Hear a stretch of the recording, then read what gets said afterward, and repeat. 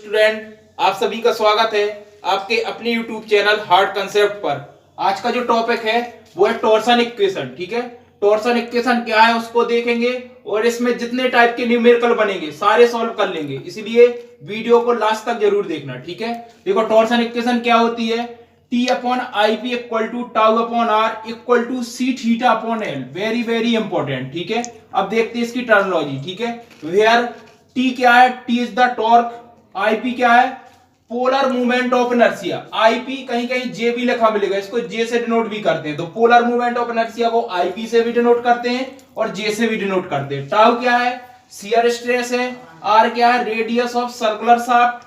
C n g modulus of rigidity, मतलब जो modulus of rigidity है उसको सी से भी डिनोट करते हैं, एन से भी डिनोट करते हैं, जी से भी डिनोट करते हैं। ठीक है, थीटा क्या है, एंगल ऑफ ट्विस्ट। थीटा क्या होगा, एंगल ऑफ ट्विस्ट। और एल क्या है, लेंथ ऑफ शाफ्ट। ठीक है, देखो ये वाली आपकी इक्वेशन। अब थोड़ा इसके आगे चलते हैं, सॉल्व करते हैं, की बात करते हैं। देखो आईपी क्या है, polar movement of inertia. IP को मैं आई जेड जेड भी लिख सकता हूं। ठीक है, जो आई जेड जेड होता है वो होता है आई एक्स एक्स प्लस आई वाई वाई। बिल्कुल ध्यान से समझना। ठीक है, आई एक्स एक्स क्या होता है, movement of inertia x section, और आई वाई वाई क्या है, movement of inertia y section. तो जो मूवमेंट ऑफ इनर्शिया सेक्शन कैसा, सर्कुलर है, तो क्या हो जाएगा पाई बाई 64 और d2 की पावर 4। दूसरा क्या हो जाएगा, ये भी यही होता है, आई वाई वाई भी सर्कुलर का एक ही होता है, मतलब पाई बाई 64 d2 की पावर 4। जब मैं दोनों को ऐड करूंगा तो क्या हो जाएगा, पाई बाई 32 d2 की पावर 4 हो जाएगा। यानी कि जो सॉलिड सेक्शन है अपना, ये कैसा सेक्शन हो जाएगा, सॉलिड सेक्शन। यहां देखो सॉलिड सेक्शन। ठीक है, जो सॉलिड सेक्शन है, सॉलिड सेक्शन का जो पोलर मूवमेंट ऑफ इनर्शिया होगा वो कैसा रहेगा, पाई बाई 32 d2 की पावर 4। यदि यहाँ पे हॉलो सेक्शन आ जाएगा, सेक्शन कैसा हो जाएगा, हॉलो सेक्शन। हॉलो सेक्शन के लिए जो पोलर मूवमेंट ऑफ इनर्शिया रहेगा आईपी इक्वल टू, इसका फॉर्मूला क्या हो जाएगा, कुछ नहीं करना है, पाई बाई 32 कैपिटल डी की पावर 4 माइनस स्मॉल डी की पावर 4। वेरी वेरी इंपॉर्टेंट, दोनों फॉर्मूले को याद कर लेना है आपको। ठीक है, यानी कि यदि सॉलिड सेक्शन है तो आईपी क्या हो जाएगा, पाई बाई 32 d2 की पावर 4। और यदि आपका हॉलो सेक्शन है, ठीक है, और सेक्शन कैसा रहेगा, सर्कुलर है, याद रखना। देखो सर्कुलर सेक्शन है। ठीक है, तो IP equal to pi by 32 d2 की पावर 4 माइनस स्मॉल डी की पावर 4। Very very important. अब इसको नेक्स्ट आगे देखते हैं, इसको थोड़ा आगे सॉल्व करते हैं। देखो यदि मुझे यहाँ पे मैक्सिमम शियर स्ट्रेस चाहिए तो उसके लिए देखो सॉल्व करते हैं। देखो टी जो का रख दिया मैंने, आईपी अभी अभी अपन ने देखा सॉलिड शाफ्ट के लिए क्या होता है, पाई बाई 32 और डी की पावर 4। Very very important. ठीक है, इक्वल टू, अब मुझे मैक्सिमम शियर स्ट्रेस निकालना है, मैंने टाउ मैक्सिमम लिख दिया। आर क्या होता है, डायमीटर का डिवाइड 2, यानी कि डी बाई 2 लिख दिया। ठीक है, अब मैं यदि इसको सॉल्व करूंगा देखो तो क्या हो जाएगा 216। ठीक है, यानी कि 16t हो जाएगा, पाई डी की पावर 4 हो जाएगा, equal to tau maximum divide by d हो जाएगा, यानी कि डी से डी का कैंसिल हो जाएगा, यानी कि टाउ मैक्सिमम हो जाएगा, वो क्या हो जाएगा 16t divide by pi D Q. यानी कि जो टाउ मैक्सिमम की वैल्यू है, यानी कि मैक्सिमम शियर स्ट्रेस हो जाएगा वो 16t divide by pi D Q. Very very important, ये वाला जो फॉर्मूला है बहुत ही इंपॉर्टेंट है, क्वेश्चन बहुत आता है। इसलिए जो मैक्सिमम शियर स्ट्रेस हो जाएगा वो क्या हो जाएगा 16t divide by pi D Q. आपको टी मालूम है, भैया टी क्या है, टॉर्क है, और डी क्या है, आपका डायमीटर है। ठीक है, तो बिल्कुल समझ में आ गया। अब थोड़ा और इसको सॉल्व करते हैं। एक टर्म और आता है टॉर्सनल स्टिफनेस, यही बहुत आता है, इसको भी देख लो। तो टॉर्सनल स्टिफनेस रहता है वेरी वेरी इंपॉर्टेंट, इसको के से डिनोट करते हैं। तो के इक्वल टू क्या होता है, T divide by theta. Very very important, इसको और याद कर लेना। ठीक है, यदि कहीं पे आपको दिख जाए कि टॉर्सनल स्टिफनेस क्या होता है, इसको के से डिनोट करते हैं, सबसे पहला पॉइंट। और के इक्वल टू जो फॉर्मूला होता है वो क्या होता है, T divide by theta. T आपको मालूम है टॉर्क है, और थीटा क्या है, एंगल ऑफ ट्विस्ट। यदि यहाँ पे एनर्जी और स्टोर्ड एनर्जी आ जाए, देखो स्टोर्ड एनर्जी, स्टोर एनर्जी क्या होता है, U equal to half into t into theta. Very very important, इसको और याद कर लेना। पोलर सेक्शन मॉडुलस की बात करते हैं। देखो पोलर सेक्शन मॉडुलस, ठीक है। एक टर्म आपने पढ़ा था सेक्शन मॉडुलस, ठीक है। सेक्शन मॉडुलस क्या होता था? जो सेक्शन मॉडुलस था वो क्या था? Z equal to I divide by y maximum, ठीक है। ये वाला फॉर्मूला आप पढ़ चुके हैं। अब यहाँ पे है पोलर सेक्शन मॉडुलस, इसको ZP से डिनोट करते हैं सबसे पहले, ठीक है। अब इसको कैसे फाइंड आउट करेंगे देखते हैं। देखो ये आपकी इक्वेशन है, टॉर्सन इक्वेशन, इससे कैसे फाइंड आउट करेंगे? देखो T upon I P equal to tau upon r लिख सकते हैं, कोई डाउट नहीं, मैंने कुछ नहीं किया। देखो T upon tau equal to I P divide by r लिख सकते हैं, चेंज कर दिया। यानी कि जो आईपी अपॉन आर है, देखो आईपी अपॉन आर, इसको क्या बोल देंगे? जेड, मतलब जेड क्या हो जाएगा? Z equal to IP upon r, very very important, ठीक है। जेड का जो फॉर्मूला हो गया वो क्या हो गया? आईपी डिवाइड बाई आर, यहां से कोई डाउट नहीं होना चाहिए। अब देखो अलग अलग सेक्शन के लिए जेड अलग अलग होता है। देखो सबसे पहले मैंने सॉलिड शाफ्ट की बात करता हूं, ठीक है। सॉलिड शाफ्ट, सॉलिड शाफ्ट के लिए यदि जेड फाइंड आउट करेंगे तो कैसे करेंगे? देखो Z equal to IP divide by R आ गया, ठीक है, आ गया। अब ये बताओ आईपी क्या है? Polar movement of inertia, Z equal to, अब polar movement of inertia of solid shaft का क्या था? पाई बाई 32 d2 की पावर 4, यही था। आर क्या था? d/2। इसको सॉल्व करते हैं, इसको सॉल्व करो, देखो d से d कैंसिल हो जाएगा और 2 16, यानी कि क्या हो जाएगा? पाई बाई 16 d की पावर 3, यानी कि जो जेड आ गया सॉलिड शाफ्ट का वो क्या हो जाएगा? पाई बाई 16 d की पावर क्यूब, ठीक है, ये हो गया। अब थोड़ा सा और इसको सॉल्व करते हैं। यहाँ से यदि मुझे टाउ की वैल्यू निकालना है तो कैसे निकालेंगे? देखो क्या था यहाँ पे, देखो t upon tau equal to Z के है, ठीक है। जेड की value pi divide by 16 d cube आ गया, ठीक है। यहां से मेरे को टाउ की वैल्यू निकालना है तो अपन क्या लिख सकते हैं? t divide by tau equal to pi by 16 d cube लिख सकता हूं कि नहीं लिख सकता हूं? अब टाउ की वैल्यू निकालना है तो क्या हो जाएगा? 16t divide by pi d cube, यानी कि जो मैक्सिमम शेयर स्ट्रेस था आपने जो फाइंड आउट किया था, देखो पीछे भी फाइंड आउट किया था, क्या था? टाउ इक्वल टू क्या था? 16t divide by pi d cube. तो वेरी वेरी इंपॉर्टेंट, ठीक है। तो polar section modulus of solid shaft देख लिया आपने, जेड का फॉर्मूला ये हो गया। और टाउ देखो, टाउ चेक कर लिया, tau 16t divide by pi d cube होता था, ठीक है। अब अपन करते हैं हॉलो शाफ्ट का कैसे फाइंड आउट करेंगे, देखते हैं। हॉलो शाफ्ट की बात करते हैं। देखो हॉलो शाफ्ट, अब ये बताओ हॉलो शाफ्ट का मुझे जेड फाइंड आउट करना, कैसे करेंगे? देखो जो जेड का फॉर्मूला है वो क्या हो जाएगा? IP divide by are.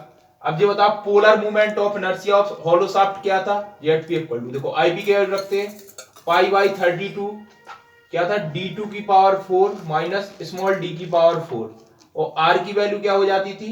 d/2, ठीक है। तो इसको यदि मैं सॉल्व करूंगा तो जेड की वैल्यू क्या हो जाएगी? देखो जेड की वैल्यू यदि देखूं तो क्या यहां से 16 हो जाएगा, यानी कि एक चीज तो समझ में आ रही है, क्या? पाई d की पावर 4 माइनस स्मॉल d की पावर 4 डिवाइड बाई क्या हो जाएगा? 16d, वेरी वेरी इंपॉर्टेंट, यानी कि जेड की वैल्यू ये आ गई, ठीक है। जेड की वैल्यू आपने फाइंड आउट कर ली। अब यहां से टाउ की वैल्यू भी फाइंड आउट करते हैं, देखते हैं। देखो t upon tau equal to z है, ठीक है। जेड की वैल्यू कितनी है? पाई d की पावर 4 माइनस स्मॉल d की पावर 4 डिवाइड बाई 16d, ठीक है। यदि मुझे टाउ की वैल्यू फाइंड आउट करनी है तो टाउ की वैल्यू क्या हो जाएगी? सीधा सीधा 16td divide by pi d की पावर 4 माइनस स्मॉल d की पावर 4, वेरी वेरी इंपॉर्टेंट। तो यहां से मैक्सिमम शेयर स्ट्रेस आ गया, ठीक है। यहां एक चीज याद रखना, वेयर, ठीक है, जो कैपिटल डी है वो क्या है? एक्सटर्नल डायमीटर, एक्सटर्नल डायमीटर, ठीक है। और जो स्मॉल डी है वो क्या है? इंटरनल डायमीटर, इंटरनल डायमीटर, ठीक है। तो समझ में आ गया हॉलो शाफ्ट का क्या है?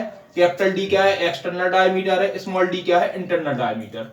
और वहां पे, ठीक है, आपने सॉलिड का देख लिया, हॉलो का देख लिया, ठीक है, वेरी वेरी इंपॉर्टेंट है, इसको देख लेना। अब करते हैं क्वेश्चन, एक एक क्वेश्चन करेंगे, इसलिए वीडियो को बिल्कुल लास्ट तक देखना, आज मजा आने वाला है, ठीक है। तो अब क्वेश्चन करते हैं। क्वेश्चन फर्स्ट है, the ratio of maximum shear stress developed in a solid shaft of diameter capital D and hollow shaft a external diameter capital D and internal diameter small d for the same torque is given by, ठीक है, is given by। अब देखो उसने ratio पूछा है, maximum shear stress developed होता है solid shaft में और हॉलो शाफ्ट में, दोनों का रेशियो क्या होगा, ठीक है, और टॉर्क सेम बोल दिया। ऑप्शन 4 दे दिए, ए है D square plus D square divide by D square, B है capital D square minus small D square divide by D square, और सी है कैपिटल डी की पावर 4 प्लस स्मॉल डी की power 4 divide by capital D की power 4, और last है capital D की power 4 minus small D की power 4 divide by D की पावर 4। 4 ऑप्शन है, इसको कैसे सॉल्व करेंगे, बड़ा ही इंपॉर्टेंट क्वेश्चन है, ठीक है, बहुत आता है, इसको देखते हैं। देखो बिल्कुल स्टार्टिंग से देखेंगे, ठीक है। देखो रेशियोस ने किसका पूछा, मैक्सिमम शेयर स्ट्रेस, ठीक है, solid shaft and hollow shaft. देखो अभी अभी अपन ने किया था क्या, देखो सबसे पहले अपन सॉलिड शाफ्ट की बात करते हैं, सॉलिड शाफ्ट। अब मेरे को ये बताओ सॉलिड शाफ्ट का जो मैक्सिमम शेयर स्ट्रेस था, ठीक है, वो क्या था, अभी अपन ने सॉल्व किया था क्या, 16t divide by pi D Q, ठीक, 16t divide by pi D Q, ठीक है, ये हो गया। अब देखो यहां पर उसने क्या किया, मैक्सिमम सॉलिड शाफ्ट का डायमीटर कैपिटल डी दे दिया, ध्यान देना जो दिया वही लिखना है, ठीक है, ये हो गया पाई डी क्यू, सॉलिड शाफ्ट की बात हो गई। अब यदि मैं हॉलो शाफ्ट की बात करूं, देखो हॉलो शाफ्ट,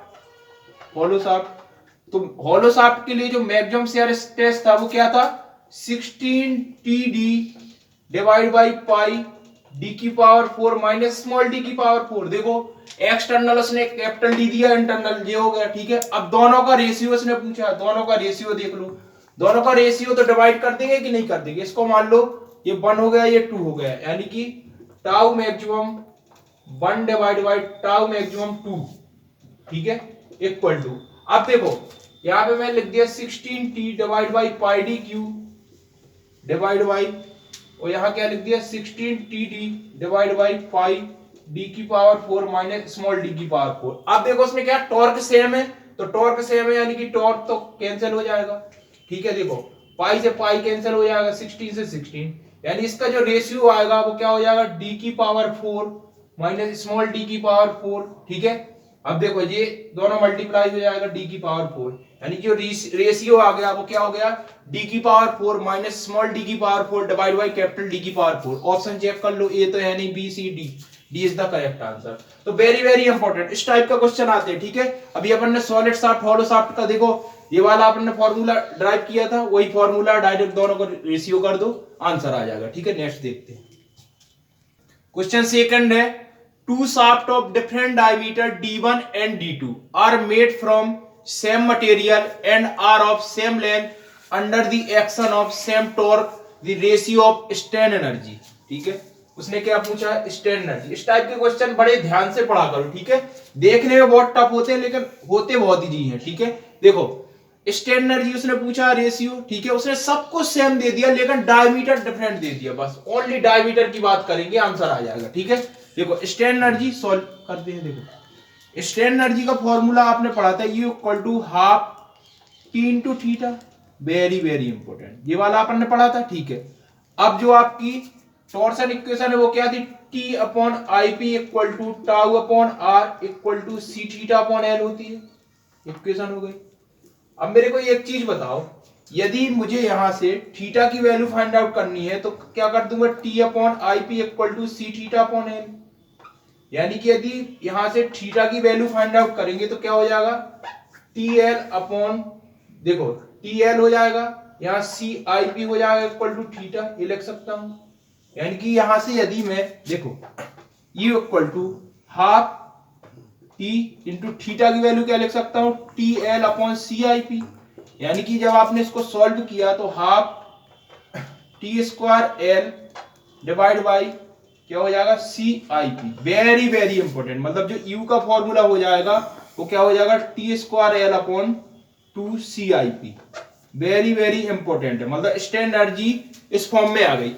अब देखो सब कुछ सेम है लेकिन उसने क्या डायमीटर डिफरेंट दे दिया, यानी कि यदि मैं इसको देखूं तो U इनवर्सली प्रोपोर्शनल टू क्या हो जाएगा, आईपी।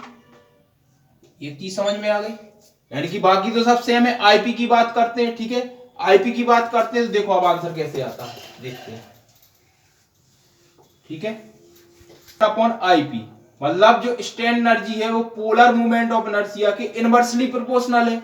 अब ये बताओ, अब जब उसने क्या कह दिया, डिफरेंट डायमीटर, डायमीटर डिफरेंट है, यानी कि इसको मैं क्या लिख सकता हूं, U1 divide by U2 equal to IP2 divide by IP1, उल्टा हो जाएगा, ध्यान देखो 1 अपॉन है तो उल्टा हो जाएगा। अब बस इसको सॉल्व कर दो, U1 divide by U2 equal to, देखो IP क्या, polar movement of inertia, second वाले का पूछ रहा है, यानी कि पाई बाई 32 क्या हो जाएगा, D2 की power 4 divide by pi by 32 D2 की पावर 4, ठीक है, यहाँ पे क्या हो जाएगा, 1 की बात कर रहे हैं तो D1 की पावर 4। अब इसको कैंसिल आउट कर दो, देखो सब हो जाएगा, यानी कि जो आपका हो जाएगा D2 डिवाइड बाई D1 की पावर 4, ठीक है। स्ट्रेन एनर्जी उसने क्या, V1 की, V1 यहाँ दिया तो यहाँ U1 के यहाँ अपन क्या लिख सकते हैं, वहाँ V1 लिख सकते हैं, V2 लिख सकते हैं, ठीक है, क्या है D2 डिवाइड बाई D1 की पावर 4, ठीक है। ऑप्शन चेक कर लो, ऑप्शन कोई मैच कर रहा है क्या, रेशियो क्या है, D2 divide by D1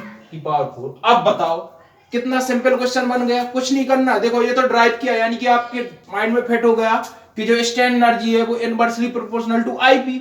IP को आपको मालूम है सॉलिड शाफ्ट है, देखो सॉलिड शाफ्ट है, शाफ्ट टू शाफ्ट है, ठीक है, सॉलिड है, तो बस उसने कहा सीधा सीधा फॉर्मूला दे दिया, आपने पुट कर दिया, आंसर आ गया। तो this is a very important question, देखो देखने में कितना टफ था, आपने कर दिया। नेक्स्ट देखते हैं, क्वेश्चन नंबर 3 है, a solid circular shaft of 60 mm diameter transmit a torque of 1600 Newton meter, the value of maximum shear stress developed is। अब देखो इस टाइप के क्वेश्चन में बड़े इंपॉर्टेंट क्वेश्चन होते हैं। देखो इस टाइप के क्वेश्चन में सबसे पहले आप यूनिट की बात करो, देखो मेगा पास्कल में पूछा, मेगा पास्कल का मतलब होता है न्यूटन पर एमएम स्क्वायर, एक चीज तो समझ में आ गई, ठीक है। अब इसको कन्वर्ट बहुत जरूरी है करना, देखो यानी कि ये बताओ यहाँ पे एमएम है, इसको न्यूटन मीटर है, यानी कि इसको एमएम में चेंज कर लूं क्या, देखो T इक्वल टू क्या हो जाएगा, 1600 न्यूटन मीटर है, इसको मैंने कुछ नहीं किया, न्यूटन एमएम में चेंज कर लो, तो 1600 इंटू 10 टू पावर 3 हो जाएगा न्यूटन एमएम, क्योंकि एक मीटर में 1000 एमएम हो गया, ठीक है जी हो गया। बाकी उसने डायमीटर तो दे ही दिया, डायमीटर क्या है, D इक्वल टू 60 mm। अब देखो अब इसको सॉल्व कर लो, यानी कि उसने मैक्सिमम शियर स्ट्रेस पूछा, सॉलिड सर्कुलर शाफ्ट है, यानी कि टाउ मैक्सिमम इक्वल टू क्या हो जाएगा, 16t divide by pi D Q, simple सा फॉर्मूला, ठीक है। इसको सॉल्व करो, यानी कि सॉल्व करोगे तो 16 इंटू, ठीक है, t की वैल्यू क्या है 1600 इंटू 10 की पावर 3 डिवाइड बाई पाई, और d की वैल्यू कितनी है 60 की पावर क्यू। इसको जब आप सॉल्व करोगे तो जो आंसर हो जाएगा वो क्या हो जाएगा 37.72 न्यूटन पर एमएम स्क्वायर, ठीक है। और इसी को क्या लिख दोगे, न्यूटन पर एमएम स्क्वायर को लिख दे हैं mega pascal, very very important, यानी कि इसका जो आंसर हो जाएगा ये इज द करेक्ट आंसर। तो देखो कितना सिंपल क्वेश्चन है, कुछ नहीं किया, मैक्सिमम शियर स्ट्रेस था, इसका फॉर्मूला आपको मालूम है, वैल्यू पुट करना है, ठीक है, बस यूनिट कन्वर्जन का याद रखना। नेक्स्ट देखते हैं, क्वेश्चन है 4th, a circular shaft of length L subjected to a torque T, G is the rigidity modulus and J is the polar moment of inertia, then the total angle of twist given by। चार option है, total angle of twist, ठीक है। देखो question theoretical है लेकिन बहुत easy होते हैं जी, ठीक है। देखो इसको करते हैं कितना इजी है, देखो सबसे पहले अपन को क्या करना है, जो इक्वेशन है वो लिखो, ठीक है। इक्वेशन क्या थी, T upon I P equal to tau upon are equal to C theta upon L, यही थी, ठीक है। आपने टॉर्सन इक्वेशन लिख ली, ठीक है। अब देखो अब ये वाली इक्वेशन तो अपन को याद है, अब उसको कन्वर्ट करना है किस फॉर्म में, देखो जो जो उसने वैल्यू, देखो टॉर्क तो टी आई, लेकिन उसने क्या कहा कि देखो रिजिडिटी मॉडुलस है वो क्या है जी है, यानी कि अपन ने कुछ नहीं करना, टी डिवाइड बाई आईपी क्या है उसने जे बोला, पोलर मूवमेंट ऑफ इनर्शिया जे है, टाउ डिवाइड बाई आर, सी क्या उसने जी बोला है, जी लिख दो, थीटा डिवाइड बाई है, यही बोला है, आपकी क्वेश्चन के फॉर्म में बन गई, ठीक है इक्वेशन। अब इसको सॉल्व करना, एंगल ऑफ ट्विस्ट पूछा उसने, यानी कि थीटा की वैल्यू, तो कुछ नहीं करना, T upon J equal to G theta upon L लिख सकता हूं क्या, थीटा की वैल्यू चाहिए तो क्या हो जाएगा T L upon G J equal to theta, तो एंगल ऑफ ट्विस्ट क्या आ गया T L upon G J. अब बताओ ऑप्शन देख लो, ये इज द करेक्ट आंसर। कितना सिंपल क्वेश्चन है, वेरी वेरी इंपॉर्टेंट, बहुत आता है क्वेश्चन, ठीक है। तो कुछ नहीं करना है, आपको ये वाली इक्वेशन याद है, फिर उसको यहां देख लिया करो, ठीक है। जैसे उसने मॉडुलस ऑफ रिजिडिटी जी बोला है, सी के यहाँ मैंने जी लिख दिया, ठीक है। पोलर मूवमेंट ऑफ इनर्शिया क्या बोला है उसने, जे बोला है, मैंने आईपी के यहाँ जे लिख दिया, क्योंकि मैंने वहीं पे बताया था ना, इसको सी एन जी से भी डिनोट करते हैं, इसको जे से भी करते हैं, ठीक है। तो ये वाला क्वेश्चन सिंपल होगा। नेक्स्ट देखते हैं। नेक्स्ट क्वेश्चन है, if T is the mean or average torque in non-applied and N is the number of revolution per minute, then power P transmitted by the shaft in kilowatt। देखो उसने power find out करना है, ठीक है, power find out करना है P, और किसमें, किलोवाट में चाहिए। अब देखो ये तो और सिंपल है, जो पावर का फॉर्मूला था अपन ने पढ़ा है क्या, 2 पाई NT डिवाइड बाई 60, लेकिन ये किसमें होता था, वाट में होता था, उसने किलोवाट में पूछ लिया, तो क्या कर देंगे 2 पाई NT डिवाइड बाई 60। अब एक वाट है, वाट को किलोवाट में चेंज करना, 10 टू -3, यानी क्या हो जाएगा 2 पाई NT डिवाइड बाई 60, और नीचे 1000 हो जाएगा, यानी कि जो आंसर हो जाएगा वो क्या हो जाएगा 2 पाई NT डिवाइड बाई क्या हो जाएगा 60,000, ठीक है। अब देख लो ऑप्शन कौन सा है, option C is the correct answer, ठीक है। नेक्स्ट देखते हैं। नेक्स्ट क्वेश्चन है, ठीक है, a solid shaft A of diameter capital D and length capital L is subjected to a torque capital T। Another shaft B of same material and of the same length but half the diameter is also subjected to the same torque. The ratio, the angle of twist of shaft B to that of shaft A is, ठीक है। बहुत ही बड़ा question है, लेकिन जितने बड़े question होते हैं ना उतने ही सिंपल होते हैं। देखना कितना मजा आ रहा है, कितना बड़ा क्वेश्चन है। ऑप्शन उसने सिंपल दे दिए, ए 32 है, बी 16 है, सी 8 है और डी 4 है। 4 ऑप्शन है, आपको देखना है आंसर कौन सा है, ठीक है। अब देखो क्वेश्चन देखने में कितना बड़ा है, लेकिन अब देखो सॉल्व करते हैं। उसने क्या सॉलिड शाफ्ट दिए सबसे पहले, यानी कि उसने एक ए दे दिया उसका नाम, दूसरे का बी दे दिया, 2 है। उसने क्या बोल दिया, उसका देखो डायमीटर क्या है, डायमीटर कैपिटल डी दे दिया उसने, डाया दे दिया कैपिटल डी, ऐसे लिख लिया करो, ठीक है। लेंथ उसने क्या दे दिया, लेंथ है कैपिटल एल हो गया, ठीक है। और कुछ दिया क्या, टॉर्क टी दे दिया, टॉर्क है वो टी दे दिया, ठीक है। दूसरे का उसने सेम मटेरियल है, सब कुछ सेम है, लेकिन डायमीटर देखो, डायमीटर बस ने क्या दिया, डायमीटर डी बाई 2 इसका हाफ है, देखो लिखा है ना हाफ। बाकी टॉर्क वही है, लेंथ तो वही दे दिया उसने, लेंथ एल है और टॉर्क टी है। अब उसने देखो टॉर्क आपका टी हो गया, मतलब सब कुछ सेम है, केवल चेंजिंग कहां आ रही है, डायमीटर में चेंजिंग आ रही है दोनों में। अब देखो उसने बोल दिया रेशियो का आएगा चाहिए अपन को angle of twist. Torsion equation लिखो सबसे पहले, T upon I P equal to tau upon are equal to C theta upon L. ये चीज तो समझ में आ गई। यानी कि यदि इसमें फर्स्ट और थर्ड को देखूं तो देखो T upon I P equal to क्या हो जाएगा, सी थीटा अपॉन एल। ये चीज तो समझ में आ गई। यहां पे आपने देखा सब कुछ सेम हो रहा, केवल डायमीटर में चेंजिंग आ रही, डायमीटर में चेंजिंग आ रही, यानी कि अपन को किसको देखना है, केवल आईपी को देखना है, क्योंकि आईपी में ही डायमीटर आता है। यानी कि यदि मैं देखूं तो theta equal to 1 upon IP हो गया। एक चीज तो समझ में आ गई, जो थीटा है वो 1 अपॉन आईपी के इक्वल टू हो गया, ठीक है। अब जब 1 अपॉन आईपी के इक्वल टू हो गया तो अपन क्या लिख सकते हैं, यदि मैं देखूं दोनों को, देखो ए और बी की बात कर रहे हैं, तो अपन क्या लिख सकते हैं, theta A divide by theta B equal to, देखो उल्टा है तो आईपी बी हो जाएगा डिवाइड बाई आईपी ए। ये चीज तो समझ में आ गई, ठीक है। अब देखो इसको सॉल्व करते हैं। आईपी बी का, बी यानी कि ये है, बी का यदि अपन आईपी सॉलिड की बात करते हैं तो पोलर मूवमेंट ऑफ इनर्शिया क्या होता है, पाई बाई 32 d2 की पावर 4, यानी कि मैंने क्या कर दिया, d2 की पावर 4 लिख दिया। अब ये बताओ बी का डायमीटर कितना था, हाफ था, यानी कि देखो डी के यहाँ क्या लिख देंगे, डी बाई 2। देखो ध्यान से देखना, देखो डायमीटर बी की बात कर रहे हैं ना, डी बाई 2 हो गया। अब देखो इसमें डिवाइड में क्या लिख सकते हैं, पाई बाई 32, और देखो ए का डायमीटर डी आई है, डी की पावर 4। अब इसको सॉल्व कर दो, देखो कैंसिल आउट हो जाएगा, ठीक है। इसको मैंने सॉल्व किया तो देखो theta A divide by theta B निकाल रहे हैं, याद करना, ठीक है। तो क्या हो जाएगा, डी की पावर 4 डिवाइड बाई क्या हो जाएगा, यहाँ पे क्या हो जाएगा, डी की पावर 4 हो जाएगा। अब देखो यहां से यहाँ कैंसिल हो जाएगा, यानी कि आपका जो वैल्यू आ गई 1 अपॉन 32, यानी कि जो theta A divide by theta B, इधर देखो theta A divide by theta B की जो वैल्यू हो गई वो 1 डिवाइड बाई 32, तो आंसर उसने क्या पूछा, the ratio of between angle of twist shaft B to A, क्या पूछा है, बी टू ए, यानी कि यदि बी टू ए मुझे देखना है तो बी टू ए क्या हो जाएगा 32, यानी कि जो आंसर हो जाएगा, answer A is the correct answer. Very very important, जो दूर हो गया बढ़िया देख लेना, इसका एक स्क्रीनशॉट ले लेना, बहुत ही अच्छा क्वेश्चन है। नेक्स्ट देखते,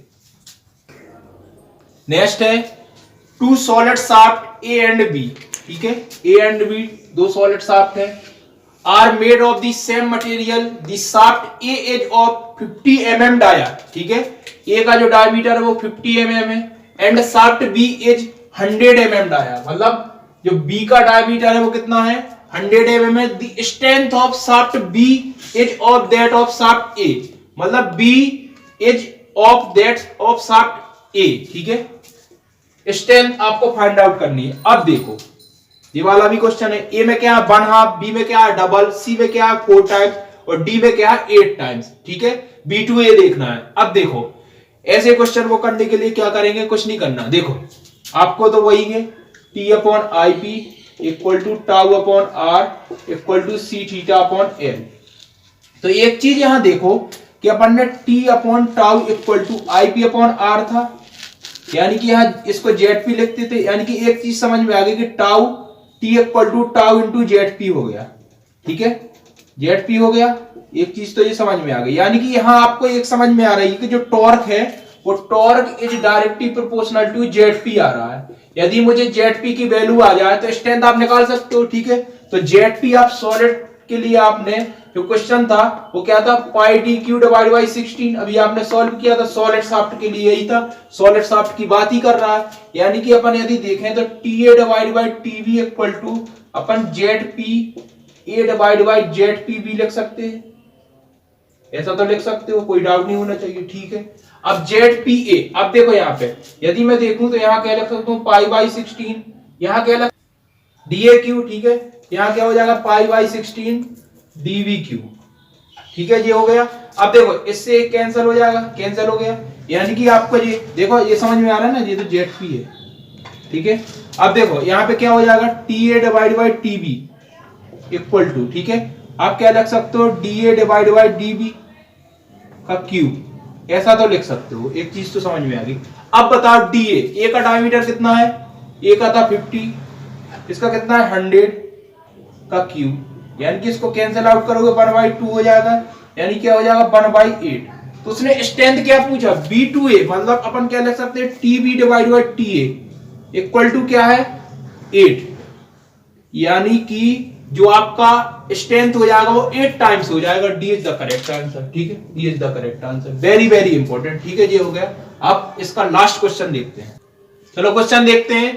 the polar modulus of shaft is ratio of, 4 option दी है, देखो फर्स्ट ऑप्शन क्या है polar movement of inertia divide by maximum radius, B option है polar movement of inertia divide by maximum diameter, C है maximum diameter divide by polar movement of inertia, और D है maximum radius divide by polar movement of inertia. 4 option है। अब ये बताओ polar modulus of shaft, polar modulus का कोई formula पढ़ा था, जेड क्या था, Z P equal to I P divide by R था, यही तो था, Z P equal to I P divide by R. I P क्या polar movement of inertia, R क्या मैक्सिमम रेडियस, यानी कि A is the correct answer, ये correct answer हो गया। तो इस टाइप के क्वेश्चन थे।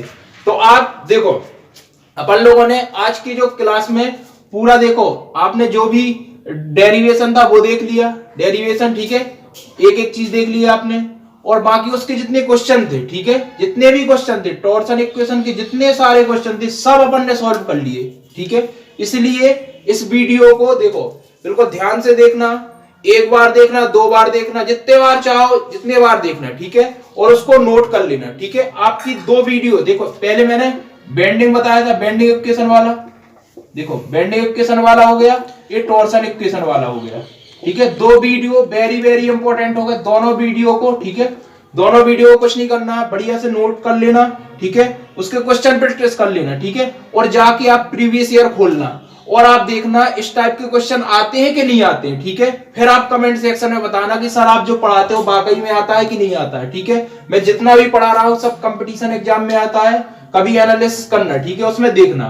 तो इसलिए आप वीडियो पूरा देखा करें, ठीक है। लाइक किया करें, सब्सक्राइब किया करें और कमेंट जरूर लिखा करें, ठीक है। कमेंट में मेरे को समझ में आएगा कि जो मैं मेहनत कर रहा हूं वो अच्छी, वाकई में अच्छी है कि नहीं है, कि आपके अकॉर्डिंग पढ़ा रहा हूं कि नहीं पढ़ा रहा हूं। मैं पढ़ा रहा हूं तो मुझे मालूम ही नहीं पड़ता, आप ठीक है जो देखते हैं कि नहीं देखते हैं। इसलिए आप वीडियो को देखा करें और ज्यादा ज्यादा शेयर करना, ठीक है, लाइक करना। और सुनो एक चीज और, मैंने क्या किया, जो आपका हार्ड कंसेप्ट चैनल है, ठीक है, हार्ड कंसेप्ट चैनल में मैंने प्ले लिस्ट बना दी है, ठीक है। जाके खोलना, आज देखना। प्ले लिस्ट में कुछ नहीं है, प्ले लिस्ट में मैंने अलग अलग सब्जेक्ट के, जितने भी सब्जेक्ट के अपने क्वेश्चन होते जा रहे हैं, वीडियो होते जा रहे हैं, देखो सॉन्ग, एफएम, टॉस और स्टील स्ट्रक्चर, ठीक है। मैंने इसकी प्ले लिस्ट में अलग अलग फोल्डर बना दिए, ठीक है। तो यदि आपको सॉन्ग के लेक्चर देखना है तो सॉन्ग वाला फोल्डर खोल लेना, एफएम के देखना है तो एफएम वाला, टॉस के देखना है टॉस वाला और स्टील स्ट्रक्चर देखना है तो स्टील स्ट्रक्चर वाला, ठीक है। सारे फोल्डर हैं, अलग अलग हैं, उसमें जाके देख, आपको दिक्कत नहीं जाएगी। आपको कुछ नहीं करना है। यदि सपोज आपको एफएम के लेक्चर देखने हैं, ठीक है, एफएम के लेक्चर, एफएम वाला फोल्डर देखो, उसमें क्लिक करो, आपके ठीक है लेक्चर आ जाएंगे। तो आपको ये सब मैंने आपकी सरलता के लिए किया है, इसलिए आप इसको वीडियो को ज्यादा से ज्यादा शेयर किया करो, ठीक।